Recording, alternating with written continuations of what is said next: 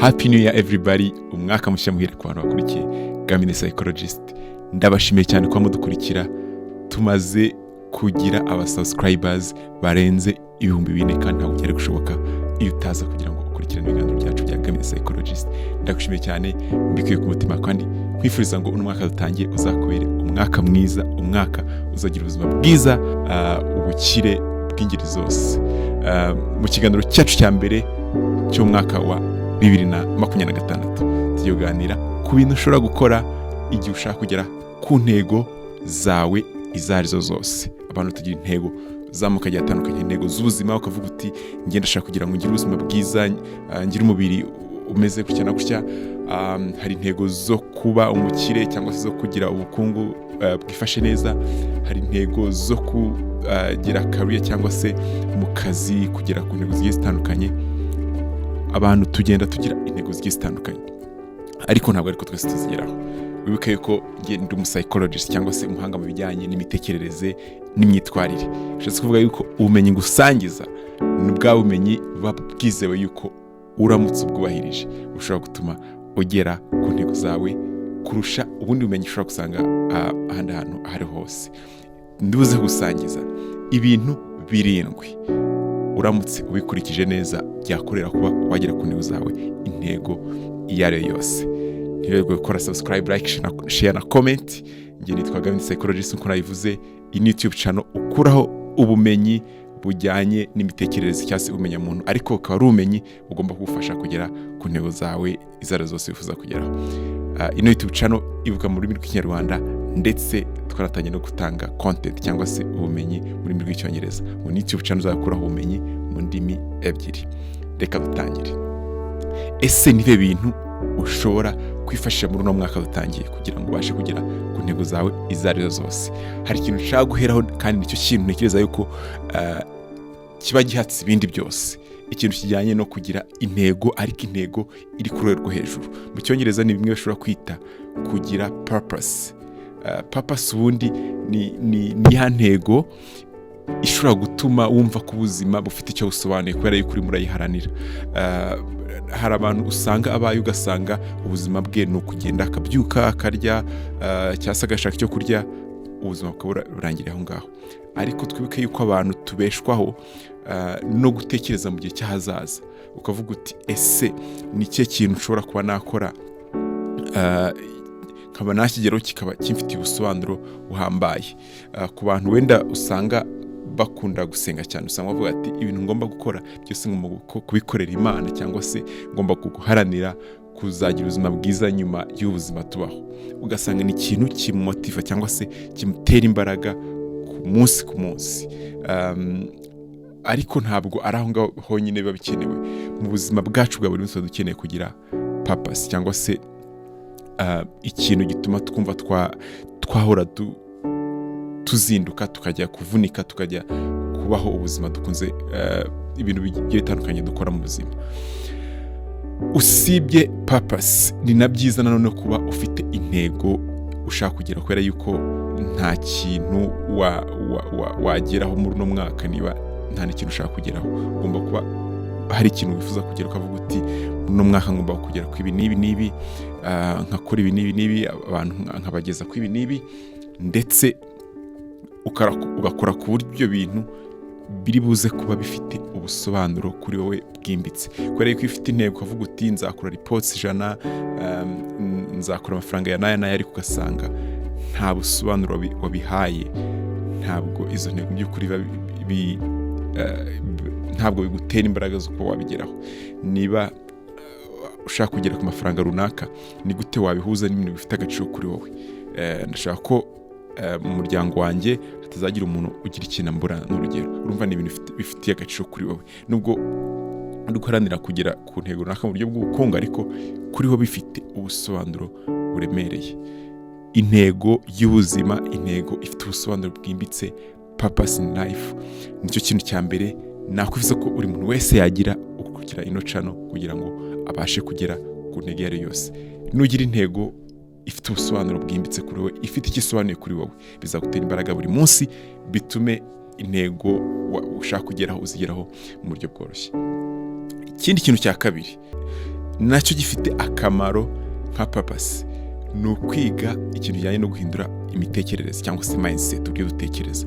Buriya hari abantu usanga batekereza bati ngewe ibintu ntabwo nabigeraho, ngewe ntabwo ndi muri bantu bagera ku bintu, bakora ibintu ngo bikunde, ngewe uburyo nakuze n'ubundi mpora ntsindwa. Ugasanga imitekerereze yiwe ni ya mitekerereze idashyigikira kuba umuntu yaba successful cyangwa se ko umuntu yagera ku ntego.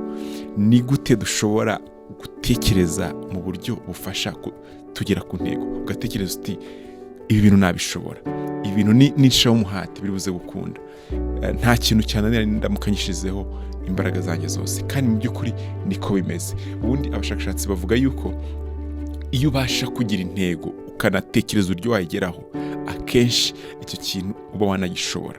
Ushobora gutekereza nti ndashaka kujya ku kwezi, nkatekereza nkasanga mu by'ukuri nta steps na nkeya nzi z'uko nabigeraho. Icyo gihe kintu biba bigoranye. Ariko niba ntekereje nkavuga nti ndashaka kujya ku kwezi, bizagenda gute? Maybe birasaba ngo manzi niga fizike na za shimi, nzagende nkore muri NASA, n'indangiza mbe excellent. Ugasanga uzi steps byakwiye gucamo kugira ngo uzagere ku kwezi. Icyo gihe amahirwe menshi nuko ibyo bintu uba wabishobora. Ariko abantu benshi ntabwo iyo mindset tuba tuyifite. Ntabwo abantu benshi tuba tuzi neza yuko ibintu twatekereje ari ibintu binashoboka. So kwiga guhindura ibyo dutekereza, ibintu bituzitira, dutekereza bikaba byatuzitira, tukareba uburyo twabirwanya. Nimwe mu nama nshobora kugira umwari wese ushaka kugera ku bintu birenze mu mwaka dutangiye. Ese kuri wowe nihe bintu ushobora gutekereza ukaba uzi neza yuko bikurimita cyangwa se bikuzitira kugira ngo bibashe kuba byagutera imbaraga zatuma ugera ku ntego zawe? Ibyo ni ibintu bibiri tumaze kuvuga: kugira intego, purpose, cyangwa se ikintu kigutera imbaraga, hanyuma ugakora ku buryo imitekerereze cyangwa se ibyo twizera, ibyo dutekereza bitari buze kuba bya bintu bituzitira kugera ku ntego dushaka kugeraho. Ikindi kintu cya gatatu, niba ushaka kugera ku ntego iyo ari yo yose ushobora kwifashisha muri uno mwaka, ni ikintu kijyanye no kwiga emotional intelligence cyangwa se kumenya uburyo tumanaginga amarangamutima. Buriya nta kintu nabonye kidakenera emotional intelligence, kubera yuko niba hari akazi urimo ukenera kubana neza n'abandi. Kubana neza n'abandi bisaba emotional intelligence, kumenya imibanire, uburyo ubana n'abandi. Buriya success yose twageraho cyangwa se intsinzi yose twageraho isaba kugira ngo tube twakoranye neza n'abandi. Ikindi no kumenya kumanaginga amarangamutima. Buriya emotional intelligence abantu benshi bayizeho ko ifasha kumenya uburyo tumanaginga amarangamutima cyangwa se tuyobora amarangamutima yacu. Niba ndi kumva ntishimye, kandi abantu batishimye akenshi ntabwo babumva hari n'ikindi kintu bakora, ni gute nshobora kugenda nkabimanaging cyangwa se niki nabikoraho kugira ngo ngire amarangamutima meza bitume mbasha gukora ibintu ngomba gukora, akazi ngomba gukora. Niba mfite uburakari, ni gute nshobora kubirwanya kugira ngo bitaza kunyicira umubano nari mfitanye n'abantu nkunda. Hari abantu bafite goals zigiye zitandukanye ku buryo no mu mibanire ari kimwe mu bintu bitaho, kandi emotional intelligence irakora cyane ku buryo tubana n'abandi. Niba ndi kumva ntari motivated, nta murava mfite, ugasanga nabyutse mfite akazi kenshi ko gukora, mfite umushinga ngomba gutangira, ariko ugasanga ubwo bunebwe cyangwa se uko kubura motivation ibyo bigiye kunzitira. Abantu bafite emotional intelligence abazi ibintu yakora kugira ngo igihe ari yabuze motivation abe yagarura agatege, ahita akora ibyo bintu agomba gukora. Hari n'ubwo ibyo bintu abikora iyo motivation itanahara, akavuga ati nubwo ndi kumva ntafite imbaraga zo gukora ibintu, reka mbikore. Ibi byose bisaba emotional intelligence cyangwa se ubuhanga bujyanye n'iby'amarangamutima. Ubu buhanga ntekereza yuko ari kimwe mu bintu buri wese akwiye kuba yimprovinga cyangwa se agenda arushaho kwiga. Navuga yuko emotional intelligence kimwe n'ibindi byose atari ikintu umuntu usanga afite cyangwa se adafite. Buri wese hari utuntu duke aba afiteho, ahubwo bisaba ngo ni gute nshobora guhora ndabyongera mu buzima bwanjye bwa buri munsi. Niki nakora mu buzima bwanjye bwa buri munsi? Ese nakwiga kurushaho kumanaginga amarangamutima yanjye? Ese narushaho kwiga kumenya ubumenyi butuma mbana neza n'abandi, kumenya kubaha compliments, kubabwira amagambo meza, kumenya kutabacira urubanza, kumenya kubatega amatwi, kumenya kwishimira intsinzi zabo. Hari utuntu twinshi abantu benshi tutitaho kandi twadufasha kugira ngo tubane neza n'abandi kandi tuyobore emotions zacu. Ibyo bikaba byadufasha kuba twagera ku ntego zacu, kuko ubumenyi bujyanye n'ubuhanga bw'amarangamutima tubukoresha mu kazi kacu no mu buzima bwacu bwa buri munsi. Ibyo ni ibintu bitatu. Ikintu cya kane cy'ingenzi nanone gifite akamaro niba dushaka tugera ku ntego zacu mu mwaka utangiye, ni ikintu kijyanye no kwiga guhindura imico yacu cyangwa se character. Buriya hari abantu usanga bayeho ugasanga yitwa ko afite ubuzima bwiza, ugasanga ntabwo avugisha ukuri mu by'ukuri, ugasanga kumubona yavugisha ukuri biragorana, ugasanga ni umuntu ukunda kubeshya, cyangwa se ugasanga ni umuntu udafite indangagaciro zatuma abantu bamwizera. Buriya muri no sikiru nabonye nuko bigoye kuba waba successful udafite abantu bakwizera. Ese uri wa umuntu ashobora kuguriza amafaranga aya n'aya akaba yizeye yuko igihe cyari cyose uzayagarurira ndetse uzubahiriza amasezerano. Ese uri wa muntu iyo abantu batekereje ati niwe muntu nakwizera, uri wa muntu abantu bashobora kuba batekereza. Niba wavuze ikintu uri buze kugikora, niba twavuganye isaha y'inini ukaba uri wa muntu uruze kuba uhari. Ese ibyo bintu birakorera kuri wowe? Niba atari ko bimeze, umenye yuko bishobora kugora. Kubera iki? Niba ari mu kazi bishobora kugora kubona promotion cyangwa se ko abantu bakugeza ku rwego rwo hejuru. Niba ari muri business isaba partnership, isaba gukorana n'abandi bantu. Ushobora kumenya yuko uyu munsi ushobora kubesha umuntu ukabona inyungu runaka, ariko ukamenya yuko ubutaha ashobora kutazaguha amahirwe. Njyewe ni kimwe mu bintu ngenderaho cyane kugira ngo ngirane partnerships cyangwa se ngirane umubano n'abantu bagiye batandukanye, ni character cyangwa se uko umuntu ateye. Ese uyu ni wa muntu utazambesha? Ese ni wa muntu nzi neza yuko atari selfish bikabije, atari uze gukurikiza inyungu ze ku rwego rukabije, ahubwo akaza kuba fair? Urumva yuko character cyangwa se uko umuntu ateye ni kimwe mu bintu by'ingenzi. Hari usanga bavuga yuko uko umuntu ateye ngo niko yaravutse, ngo niko yararezwe, ntabwo bishobora guhinduka. Ikintu nzi neza nuko mu bumenyi nzi bwa psychology, umuntu wese ubishizemo umuhati abashobora kuba yagira ikintu ahindura, cyane cyane iyo yamenye icyo abura icyo ari cyo. Dushobora kuimprovinga cyangwa se guhindura uko duteye biciye muri practice cyangwa se kugenda tubyitoza, kandi biciye no muri commitment cyangwa se kubishira mu mutima ukavuga uti iki ni ikintu nkeneye guhindura. Ntuzabona umuntu uvuga uti guhinduka byaranze, abishatse ndabizi yuko yahinduka. Wowe nta wamuhindura, ariko we abishatse yakwihindura. Nkunda kuvuga yuko bigoye kuba wahindura umuntu wari wese, ariko we abishatse nta kintu atabasha kwihinduraho bijyanye na personality cyangwa se uko ateye. Ikindi kintu cya gatanu dukeneye niba dushaka kugira success cyangwa se dushaka kugera ku ntego zacu, ni ikintu kijyanye na lifelong learning, cyangwa se kuri wa muntu ufite mindset ihora yiga yo guhora twiga. Hari abantu usanga bavuga bati ubwo narangije kaminuza, ubwo nabaye educate cyangwa se ubwo narize.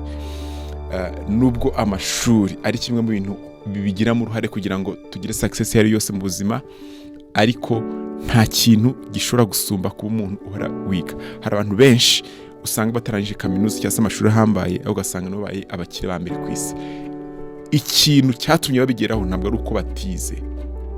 Ikintu cyatumye babigeraho nuko ari abantu bahora biga. Nubwo batize muri kaminuza iyo ari yo yose, ari ugasanga ahora asoma ibitabo, ahora aganiza abantu bafite ubuhanga, ahora ashaka ubumenyi, ahora yiga uburyo we ashobora kuimprovinga. Kwiga ni kimwe mu bintu ushobora kwita ko ari cyo cyambere, kubera yuko n'ubu ngubu tureba video turimo turiga. Ntekereza yuko umuntu unageze kuri no minota kireba no video ari mu bantu bari serious ku bijyanye n'intego zabo. Ntekereza ko ari umuntu ushobora kuba afite na mindset yo kwiga. So congratulations niba ugeze ahangaha. Ariko ikintu nshaka kwemphasize cyangwa se gushimangira nuko kuba uri wa muntu ukunda kwiga. Hari abantu badakunda gusoma ibitabo, ariko ukaba wenda ushobora kumva podcast, ushobora gutega amatwi, cyangwa se ukaba ushobora kuganiza abantu ukabaza ibibazo. Ni iki kintu uzi cyagufasha kuba umuntu wisumbuyeho, cyangwa se gukora ibintu neza mu buryo ubikoraho, hanyuma ukakiga. Ibaza ikibazo nurangiza ugende ushaka ubumenyi bwatuma ugisubiza. Kuba umuntu uhora yiga ufite mindset ituma uhora wiga ni ikintu cy'ingenzi. Ikindi kintu cya gatandatu ni ikintu kijyanye no gutekereza ku byemezo dufata mu buzima bwacu bwa buri munsi. Buri kintu cyose dukora kigira ingaruka. Niba niriwe ndyamye hari ingaruka biri buze kugira. Niba nari naniwe biratuma umubiri wanjye uba mwiza cyangwa se ugira ubuzima bwiza. Niba ntari naniwe nkaba niriwe ndyamye nta kintu ndi gukora kandi imbaraga nari nzifite, hari ikintu nahombye. Iyo mba nasomye igitabo nari kuba nungutse ubumenyi. Iyo nza kuba nakoze umurimo runaka nari kuba nungutse amafaranga cyangwa se nari kuba nungutse umubyizi.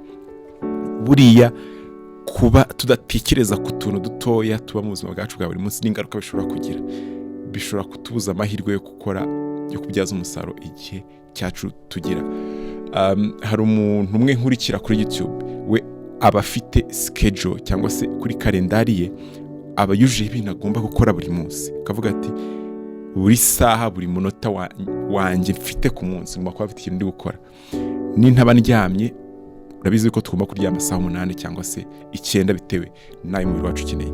Nintaba ndyamye ngomba kuba ndi kurya, birumvikana kurya ni nk'isaha imwe cyangwa se 30 mu gitondo, indi 30 saa sita, indi 30 nimugoroba, ngo ni hafi amasaha 2 ku munsi yo kurya. Hanyuma ngomba kuba none mfite ikintu ndi gukora. Ndaba ndi muri siporo, ndaba ndi kuri laptop ndi gukora, ndaba ndi gusoma igitabo, ndaba ndi kuri recordinga video za YouTube. Akaba azi neza yuko igihe cye akimanaging 100%. Ariko ku bantu benshi ntabwo ari ibintu bimeze. Ku bantu benshi usanga tudatekereza yuko utuntu twose dukora dushobora kuba twatubyaza umusaruro. So ni byiza yuko buri muntu wese atekereza ku tuntu duto tumara igihe cyacu, ukareba n'ingaruka bishobora kuba bikugiraho. Ese ibintu ndimo ndakora birimo biragira izihe ngaruka mu gihe cy'ahazaza? Ese ntandi kwangiza ahazaza hanjye nicaye cyangwa se umwanya wanjye nawumariye mu kabari no gusocializinga, nubwo nabyo bifite icyo bimaze, ari ugasanga ingaruka ndimo nditeza ntabwo nazitekereje bihagije. So nagushishikariza kuvuga iti ese ibintu nkora bya byiza bya ibi nize ngaruka biza kugira, ese nta buryo nshobora kubikora nkahindura, nta kintu ushobora kubihinduraho kugira ngo nongera amahirwe yuko azaba ingaruka nziza z'ibikorwa nkora uno munsi. Icyo ni ikintu cyiza cyo gutekerezaho. Inama ya nyuma ya 7, ntekereza yuko ntabwo nari kwibagirwa, ni ikintu kijyanye na hard work cyangwa se gukora cyane. Mu bintu byose dukora wabitekerejeho, uzi yuko ibintu ukora bifite umusaruro bizatanga. Ni gute wakora ku buryo ukora iyo bwaba, ukavuga uti imbaraga zanjye zose nazimaze, ku buryo buri munsi uvuga uti ntabwo nari kurenza ahangaha, iyo ndenze ahangaha nari kurwara. Hari ikiganiro nari ndimo ahantu mu byumweru bishize, umuntu umwe adefininga cyangwa se asobanura gukora cyane, avuga ati ni ugukora ku buryo n'iyo ububabare bwaza ukomeza ugakora. Byatumye ntekereza ibintu byinshi. Turabizi neza yuko nta kintu ushobora gukora ngo kibe ari icy'agaciro utabanje guca mu babare. Abantu bakunda gukora siporo bashaka kugira ubuzima bwiza, murabizi neza ko siporo atari ikintu kiryoha. Niba ushaka kubaka umubiri umanza wakora pompage, bugaca imikaya iri kukurya muscles, ariko nyuma y'igihe runaka ugasanga umubiri wawe wabaye kubyifuza. Niba ushaka kugira amanota meza uri umunyeshuri, urabizi neza yuko ukenera kurara amajoro uri kwiga cyangwa se ugakora imyitozo isumbuye abandi bakoze, ugakora n'imyitozo ikomeye kurushaho. Ibyo byose ntabwo biryoha nubwo hari ababyinjoyinga. Hard work ni ukwiga gukora na cyagiye wumva yuko ibintu bitaryoshye. Abantu twishimira gukora ibintu biryoshye gusa, ariko icyo gihe ntabwo tuba turi muri hard work. Hard work urakora ku buryo uvuga uti ibintu nta nifuza kubikora ariko ndakomeje mbikore. Hard work turayikeneye muri uno mwaka niba dushaka kugira ibintu ku bintu birenze. Ngizi zo nama 7 nifuza yuko buri muntu wese yakwiye gukurikiza niba ashaka kugera ku ntego zirenze. ese nize wumva wifuza gukurikiza, ese nize wumva wakunze kurusha izindi cyangwa se zagukozeho. Kanizere ko uno mwaka uzakora ibintu bisa gukora, ndetse nicyo nanakwifuriza, nkwifuriza kugera ku ntego zirenze, ndetse nifuza yuko izi nama zigira ikintu wakurikiza mu buzima bwawe bwa buri munsi, kuko ntabwo ari ibintu twakurikiza muri uno mwaka gusa, ahubwo ni ibintu tuzakomeza gukurikiza kugira ngo tazagira success mu gihe kimwe gusa, ahubwo aba ari ibintu duhora tugeraho. Nitwa gamithepsychologist, tubonane ubutaha. Thank you so much.